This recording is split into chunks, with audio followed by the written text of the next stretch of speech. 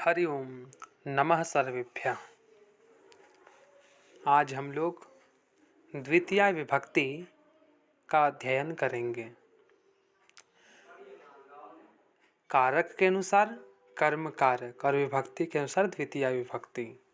तो द्वितीया विभक्ति, इससे पूर्व हम लोगों ने कल प्रथमा विभक्ति का अध्ययन किया था। प्रथमा विभक्ति में बहुत ही कम सूत्र, मात्र 2 ही सूत्र थे और वह बहुत ही सरल भी था।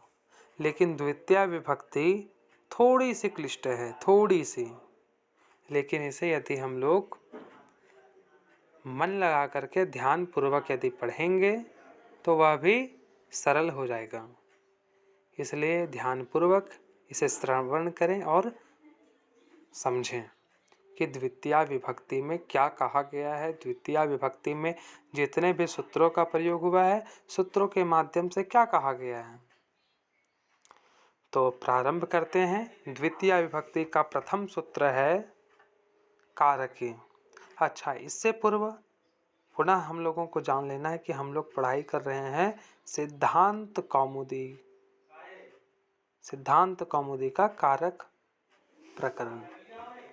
कारक प्रकरण के अंतर्गत द्वितीया विभक्ति पढ़ रहे हैं। तो द्वितीया विभक्ति का पहला सूत्र है कारके।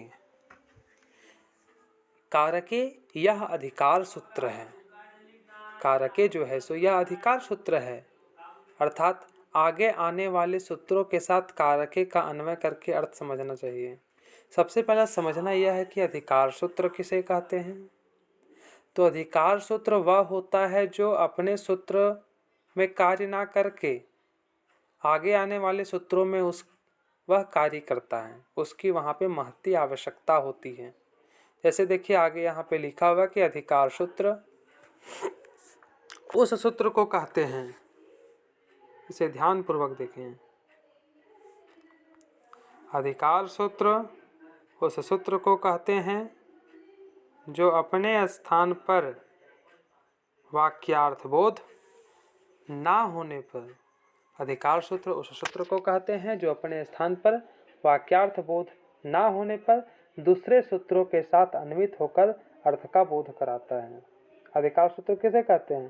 तो अधिकार सूत्र वह है जो अपने स्थान पर वाक्यार्थ बोध ना होने पर दूसरे सूत्रों के साथ अन्वित होकर के, दूसरे सूत्रों के साथ संबंध बना करके, दूसरे सूत्रों के साथ अन्वित होकर के वह अर्थ का बोध कराता है। कारके जो है सो यह एक वचनांत है। कारके जो सूत्र में कारके जो हम लोगों ने यहाँ पढ़ा है,